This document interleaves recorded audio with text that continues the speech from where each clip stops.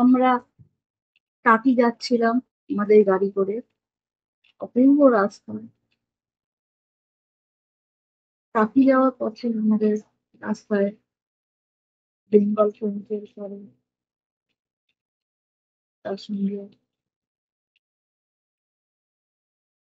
লেদা ফ্যাক্টরি পড়ে। আমরা বাসন্তী হাইওয়ে দিয়ে গেছি, কারণ ওটা তো সব থেকে কম রাস্তা গেছে।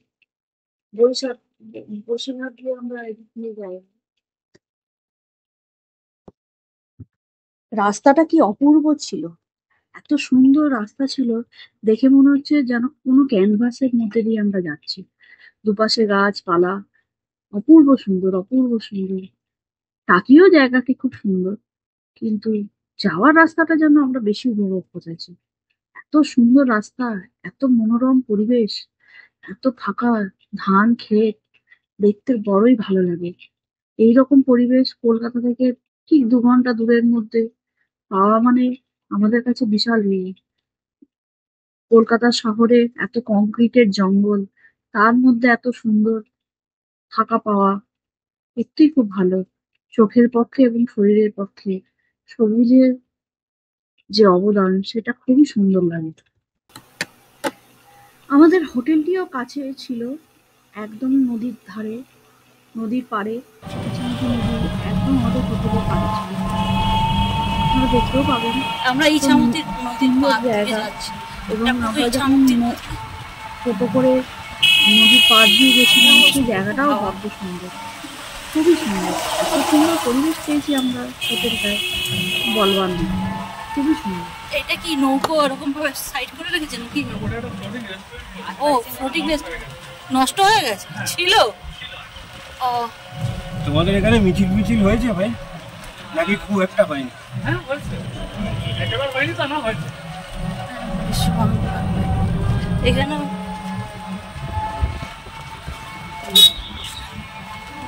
ঘাট, কি সুন্দর জায়গা।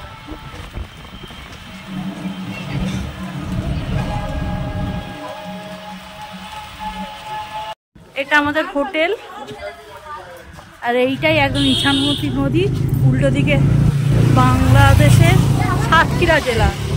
এইখানে এইটা টুরিস্ট স্পট। এইটাই আমরা এখান থেকে নৌকো করে যাব এদিকে। ওপারে তো যাওয়া যায় না, এরপরে একদম আমাদের গেট এটা। এই যে নদী, ওইটা বাংলাদেশ দেখা যাচ্ছে। আর এই হচ্ছে আমাদের হোটেল, এই হচ্ছে আমাদের রূপসী বাংলা হোটেল। আমরা এই হোটেলে আছি। খুব সুন্দর জায়গা, খুব ভালো স্পট। আর এইটা হচ্ছে আমাদের টুরিস্ট স্পট। এইটা হচ্ছে আমাদের টুরিস্ট স্পট। এই যে সামনে যে দেখা যাচ্ছে এইটা। আমরা ম্যানগ্রোভ জঙ্গলের মধ্যে যাচ্ছি, এটাকে মিনি সুন্দরবনও বলে। ওখানে বিএসএফ রা এবং লোকাল স্থানীয় লোকেরা এটাকে রিজার্ভ করে রেখেছে। এখানে অনেক রকমের গাছ পাওয়া যায়, যেরকম ফুল পাতা, কেয়া, কেওড়া, কেয়া পাতা, পাইন, এইসব গাছের সংমিশ্রণ রয়েছে। পাখি বা পাখির আওয়াজ আমরা শুনতে পাই, জন্তু জানোয়ার কিছু নেই। পাখির ঝিনঝিন ঝিনঝিন আওয়াজ আমরা শুনতে পেয়েছি, কিন্তু সেরকম কোনো পাখি, আলাদা করে কোনো পাখি নেই। আর এই ব্রিজ দিয়ে যে আমরা যাচ্ছি, ব্রিজ দিয়ে দুদিকে দুটো পয়েন্ট চলে গেছে, একটা রিভার সাইড পয়েন্ট বলে, একটা টাওয়ার সাইড পয়েন্ট বলে। টাওয়ার দিয়ে শুধু জঙ্গল দেখা যায়, আর রিভার সাইড দিয়ে গেলে ওখানে বাইনোকুলার দিয়ে দেখা যায় কত দূরে উল্টো পারে যে বাংলাদেশে যে সাতক্ষীরা জেলা আছে তাদের তা চলা বিজিপি পয়েন্ট, এগুলো সব দেখা যায়। আমরা দেখিনি, কিন্তু দেখা যায়। তারপরে নদীর পাড়ে বেরিয়ে যায়, খালি চোখেও আমরা দেখতে পাই ওপারের লোকেদের আসা যাওয়া, ইয়ে করা, সবই দেখা যায়।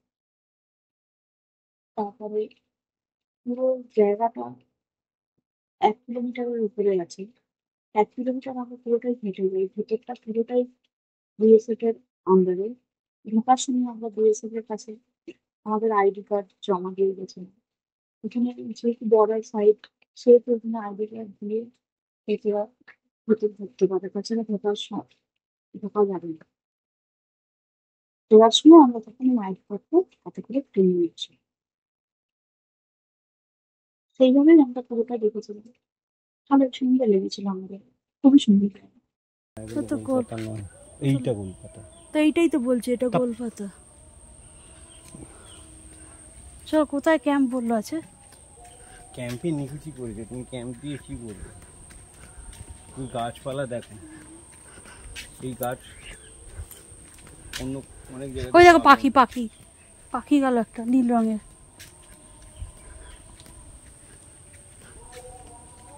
এই গাছগুলোই দেখানো। ওই যে যে নিজে নীল রঙের একটা কি পাখি? ওই ওই দেখো না গাছে ফাঁক দিয়ে, ওই উড়ে চলে গেল।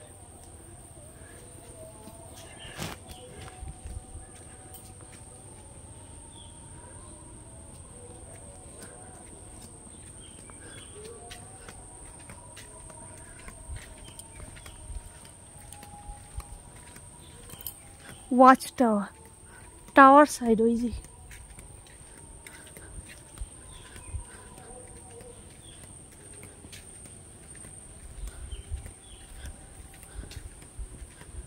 সুন্দরবন।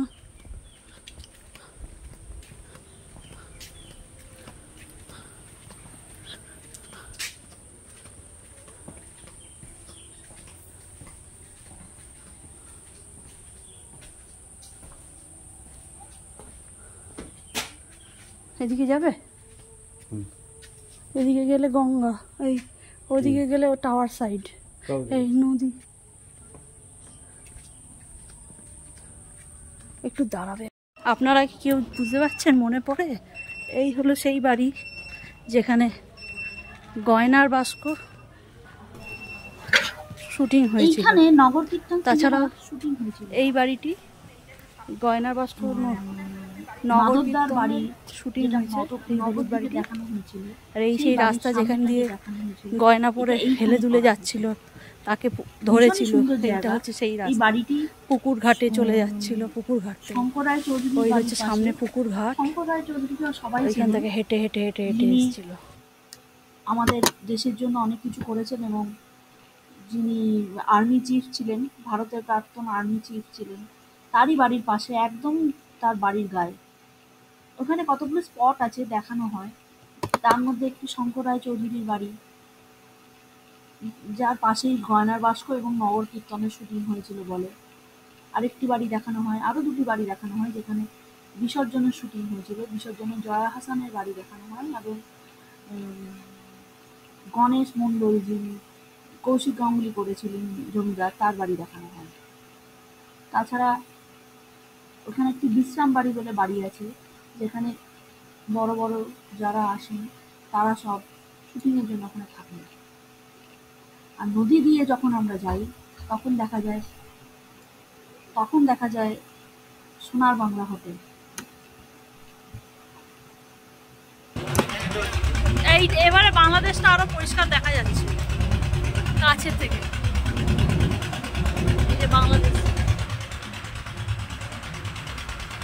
আমরা পুরোপুরি এখন নো ম্যানস ল্যান্ডে। না এইদিকে না,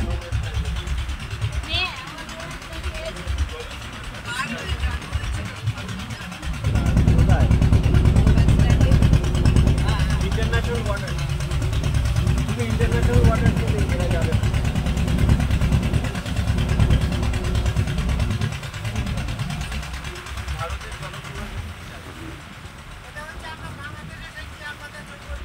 ওইটা কেয়াপাতা জঙ্গল, ওইটা ওদের টুরিস্ট স্পট, ওইটা ওদের টুরিস্ট স্পট।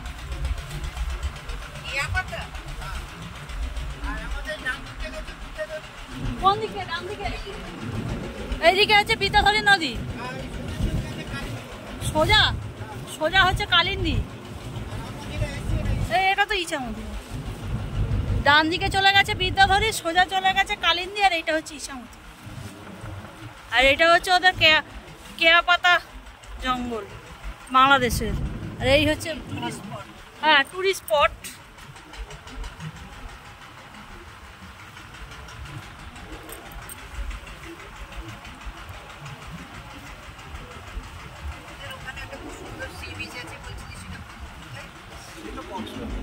কক্সবাজার।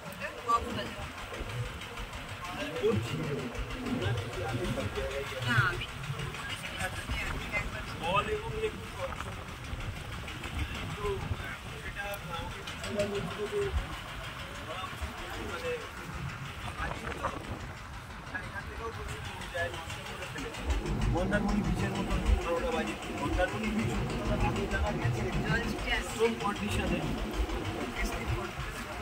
বৃষ্টি পড়ছে, কিন্তু কালো করে এসছে, মেঘ হয়ে আছে তো বৃষ্টি। মন্দার মানে হচ্ছে লাল কাঁকড়া, যেটা আমরা তাজপুরে পেয়েছিলাম। ওদের ওখানে টাঙানো রয়েছে লাল কাঁকড়া। লাল কাঁকড়াটা ওখানে একটা বিশেষ